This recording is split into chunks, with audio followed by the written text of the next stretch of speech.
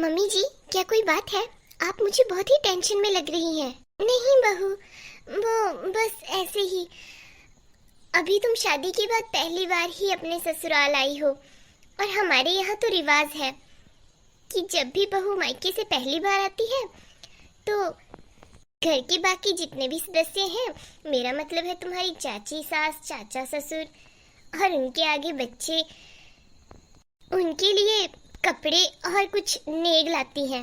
Mummy जी, लेकिन मेरे mummy papa ने सामान भेजा है। वो बहू बुरा मत मानना, लेकिन वो कपड़ों की क्वालिटी अच्छी नहीं है, और नेग में भी तो सिर्फ 200-200 रुपया कार्ड में रखा हुआ है।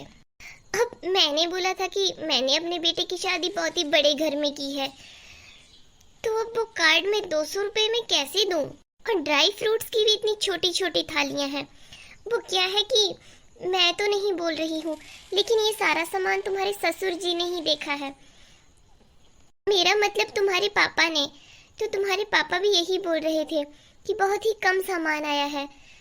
अब देखती हूँ, घर से ही कुछ पैसे और डालकर सबको बहुत कुछ देना पड़ेगा। ठीक है मम्मी जी, शायद मम्मी पापा को अंदाजा नहीं होगा।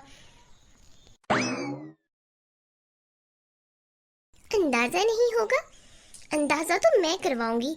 जानती नहीं हो तुम, तुम्हारा किससे पाला पड़ा है। अरे सुनीता, तुम यहाँ बैठी हो? मैं तो बोल रहा था कि बाहर बड़े भैया और बड़ी भाभी आए हुए हैं, तुम उनसे बात कर लो, और जो बहू के मायके से नेग आया है उन्हें दे दो। दे देंगे, नेग कहीं भागे नहीं जा रहा है। देखो तो, इतना कम सामान लाई है।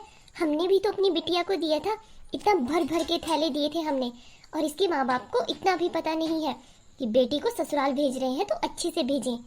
ये तो अच्छा हुआ मैंने पहले ही देख लिया, नहीं तो हमारी तो नाक ही कट जाती आज। तो क्या हो गया, घर की बात है। जल्दी उठो और बहू के मायके से आया हुआ शगुन उनको दे दो। ठीक है। नहीं मम्मी, मुझे इतना भी कोई काम नहीं रहता है, मैं आजकल बहुत ज्यादा फ्री रहती हूँ। बहू, मम्मी मैं आपको थोड़ी देर बाद फोन करती हूँ। जी मम्मी जी। वो आज तुमने पोछा नहीं लगाया? वो मम्मी जी, मैंने सोचा कि क्यों ना पोछा एक दिन छोड़कर लगाए, क्योंकि देखो ना, फर्श इतना गंदा भी नहीं रहता, और गंदा करेगा कौन? हम 3 ही तो लोग हैं घर में। रोज रोज बिना गंदगी के पोछा लगाने से मेरा टाइम भी वेस्ट होता है और पानी की भी वेस्टेज होती है। उस टाइम में मैं कोई और काम कर लिया करूँगी। हाँ बहू, मैं तो खूब समझ रही हूँ तुम्हारी बात।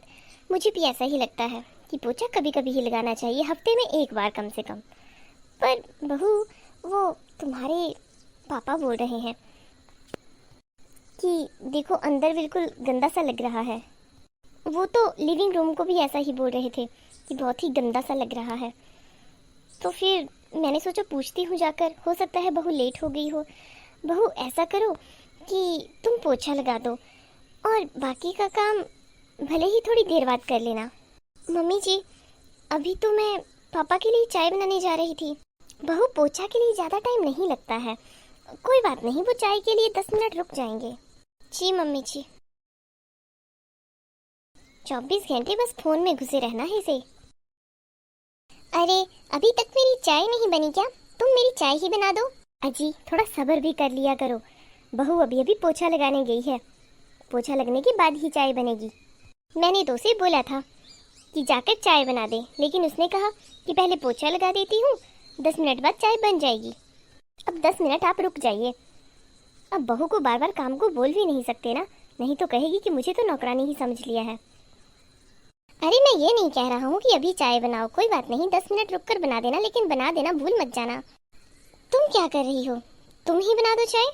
हाय, मेरा तो बहुत तेज सर दुख रहा है। मेरे में इतनी कैपेसिटी है ही नहीं कि मैं कहीं जाकर खड़ी हो जाऊं, और किचन में जाते ही मेरा सर बहुत भारी हो जाता है, मैं तो नहीं जा सकती। अच्छा ठीक है, बहू से बोलकर ही चाय बनवा देना। बहू, मैंने तुम्हें कहा था ना कि आज तुम्हारी ननद आने वाली है। तो हाँ, मैं तुम्हें एक बार फिर से बता देती हूँ, वो शाम को 7 बजे पहुँच जाएगी। जी मम्मी जी। वो मम्मी जी, मुझे आपसे ये पूछना था कि मैं दीदी के लिए क्या बनाऊँ? आप मुझे बताइए, उनका पसंदीदा कुछ चीज़। बहू, वैसे मुझे तो इतना कुछ पता नहीं है, लेकिन उसे नारियल की चटनी और मसाला डोसा बना देना, इडली सांभर भी बना देना, और हो सके अगर टाइम मिल जाए तो पनीर की भुर्जी बना देना। वैसे तो बहू, मैं नहीं चाहती थी कि तुम इतनी गर्मी में काम करो, लेकिन क्या करूं, तुम्हारे पापा है ना, उनकी बहुत ही लाडली है बिटिया। तो वो ही आज दुकान जाते टाइम मुझे बोल कर गए थे कि आज बिटिया की पसंद का ही भोजन बनवाना। बहू, वैसे गर्मी तो बहुत है किचन में, अब देख लो, तुम बना सकती हो तो बना दो, नहीं तो वही दाल चावल चपाती नॉर्मल सा खाना खिला देना मेरी बेटी को। मेरी बेटी ने कौन सा रोज रोज आना है, कोई बात नहीं। पर फिर वही बात आ जाएगी ना, तुम्हारे पापा को अच्छा नहीं लगेगा ना कि उनकी बेटी को हमने इतना साधारण सा खाना खिलाया। और उन्होंने तो ये भी बोला था कि उसके आते ही चाय और पकौड़े बना देना थोड़े से। पर क्या करूं, इतनी गर्मी है इसलिए मैं तुम्हें नहीं बोल पाई। आप चिंता मत करिए मम्मी जी, मैं आपको और पापा जी को शिकायत का कोई मौका नहीं दूंगी। मैं अभी से तैयारी में लग जाती हूँ। ठीक है बहू। अच्छा सुनती हो, वो मैं कह रहा था कि मेरे लिए एक गिलास नींबू पानी बना दे। मुझे पता नहीं क्यों ऐसे अजीब सा फील हो रहा है। मैं अभी बहू को आवाज लगा देता, लेकिन इतनी गर्मी है, बेचारी रेस्ट कर रही होगी, तो सोचा उसे क्यों जगाऊं। अरे रेस्ट, वो तो इतनी खुश है पूछो मत। वो आज अंजू बिटिया आने वाली है ना, तो बोल रही थी कि मम्मी जी मैं उनके लिए ढेर सारे पकवान बनाऊंगी। मैं तो उसे मना ही करती रही। अरे तुम्हारा दिमाग खराब है, तुम्हें पता भी है बाहर टेम्परेचर कितना जा रहा है। इतनी गर्मी में वो किचन में काम करेगी तो वो बीमार पड़ जाएगी। मुझे तुम्हारी यही बात अच्छी नहीं लगती, तुम उसे रोक सकती थी। देखिए, मैंने उसे खाना बनाने के लिए नहीं कहा है, भले ही आप उसे पूछ सकते हैं। बहू। जी मम्मी जी, आपने बुलाया? बहू, क्या मैंने तुम्हें खाना बनाने के लिए बोला? बोलो बोलो बहू, मैंने बोला क्या? नहीं पापा जी, मम्मी जी ने कुछ नहीं कहा। आप फालतू में चिंता कर रही हैं, मैं सब कर लूंगी। देखा, वो खुद से कर रही है। और हाँ, होना भी तो चाहिए इतना, आखिरकार आगे चलकर इन्हें ही तो रिश्ते निभाने हैं। तुम्हें भी इतनी समझ होनी चाहिए कि गर्मी इतनी ज्यादा है, अभी तक बारिश एक बार भी नहीं हुई। मौसम थोड़ा सा ढल जाता तो अंजू बिटिया को इधर बुलाती। इतनी गर्मी में ट्रैवल करना भी अच्छा नहीं है। हाँ हाँ, अब मुझे अपनी बिटिया से मिलने के लिए मौसम की जानकारी लेनी चाहिए पहले, फिर उसे यहाँ बुलाना चाहिए। आप तो बस ही करिए, आप क्या जाने माँ का दिल। हे भगवान, मुझे तो तुम्हारा समझ ही नहीं आता। अगर बहू बीमार पड़ी फिर तुम्हें पूछूंगा। आए बड़े बहू बीमार पड़ी, ऐसे कैसे बीमार पड़ जाएगी? इतना सारा काम तो हम भी करते थे, हम तो आज तक नहीं बीमार पड़े। मम्मी जी, मुझे बहुत ही तेज फीवर लग रहा है और ऐसा लग रहा है जैसे मुझे खांसी जुकाम भी हो गया हो। आज अंजू दीदी घर जा रहे हैं, मैं सोच रही हूँ जाते जाते उनके साथ मैं दवाई ले लूँ। बहू, वो दवाई की क्या ज़रूरत है? तुम्हारे पापा तो बोल रहे थे कि दवाई नहीं खानी चाहिए, काढ़ा ही पीना चाहिए। मम्मी जी, मैं ठीक नहीं होंगी ना इतनी जल्दी काढ़ा से, और मुझे देसी दवाई ज़्यादा असर भी नहीं करती है। मेरा मतलब ये जो आप देसी नुस्खे बता रहे हैं मुझे असर नहीं करते हैं। मम्मी जी, मैं दवाई ले लेती हूँ, मुझे बहुत ज़्यादा तकलीफ हो रही है। अरे बहू, तुम पहले ही इतनी बीमार हो, अब इतनी धूप में जाओगी तो फिर से बीमार पड़ जाओगी। तुम काढ़ा ही पियो, और आजकल ज़्यादा दवाइयाँ खानी भी नहीं चाहिए। मम्मी जी, मैं 4-5 दिन से बीमार हूँ, मुझे नहीं लगता कि मुझे अब काढ़ा पीना चाहिए। बहू, मैं जानती थी तुम मेरी बात नहीं मानोगी, लेकिन इस बार सच में मैं नहीं कह रही हूँ, तुम्हारे पापा ही कह रहे हैं। तुम्हारे पापा ही बोल रहे थे कि इसे काढ़ा ही पिलाओ। अब देख लो बहू, तुम जानो और तुम्हारे ससुर जाने। अरे कहाँ गई बहू? मैंने उसे अभी बोला कि तैयार होकर चलते हैं, हॉस्पिटल में उसे चेक करवा दूंगा और जाते जाते अंजू को उसके ससुराल छोड़ दूंगा। अरे वो नहीं जाना चाहती है, आपकी बहू बहुत ही समझदार है, और उसने मुझे खुद कहा कि मम्मी जी मैं काढ़ा ही पी लूँगी। और उसने ये भी बोला कि उसे अब फ़र्क है, पहले से ज़्यादा फ़र्क है, तो पीने दीजिए उसे काढ़ा। ऐसे ही फालतू में क्यों हॉस्पिटल लेकर जाओगे? और 3-4 दिन वो फिर बेड पर पड़ी रहेगी, खाना कौन बनाएगा और घर का काम कौन करेगा? शायद उसने भी यही सोचा होगा। मैंने तो नहीं उसे कहा, खुद उसने अपने मुँह से कहा काढ़ा पीने के लिए। बुला लो, चाहे उसे पूछ लो, आपको मेरे ऊपर तो विश्वास है नहीं।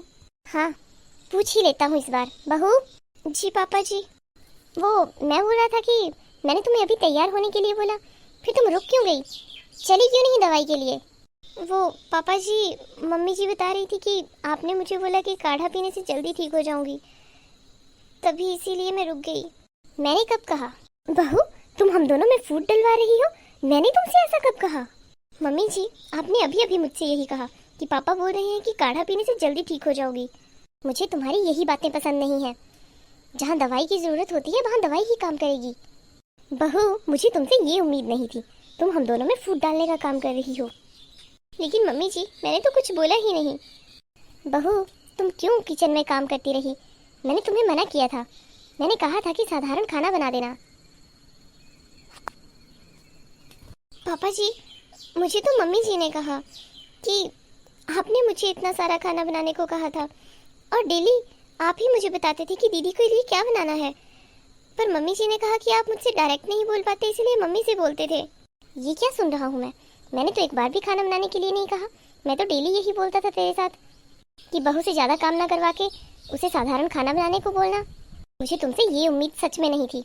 जब तुम बहू थी तब तुम अच्छी बहू नहीं बन पाई, और अब जब तुम सास बन गई हो तो अब तुम अच्छी सास भी नहीं बन पा रही हो। मुझे सच में तुमसे ये उम्मीद बिल्कुल नहीं थी। बहू, तुम तैयार हो जाओ और दवाई के लिए चलो। मम्मी जी, मुझे आपसे सच में ये उम्मीद तो बिल्कुल नहीं थी। आप पापा जी का नाम ले लेकर मुझसे इतना सारा काम करवाती रही, मुझे बीमार तक कर दिया, और बाद में भी आपको गलती का एहसास बिल्कुल नहीं है। अगर यही सब अंजू दीदी के साथ हो फिर? पापा जी का तो पता नहीं मम्मी जी, लेकिन मैं आपको बहुत अच्छा समझती थी। लेकिन आज आपने मुझे गलत साबित कर दिया। बहू, मैंने सच में क्या इसके साथ इतना बुरा किया? अब तो इसके पापा भी मुझे माफ नहीं करेंगे, और अगर ये बात मेरे बेटे को पता चल गई तो शायद वो भी मुझे माफ नहीं करेगा। मतलब मैं तो खुद की गलती की वजह से सबकी नजरों में गिर गई। हेलो दोस्तों, कमेंट करके जरूर बताएं आपको हमारी वीडियो कैसी लगी। ऐसी ही रोचक वीडियो देखने के लिए हमारे चैनल को सब्सक्राइब करें। मिलेंगी अगले वीडियो में। Bye bye.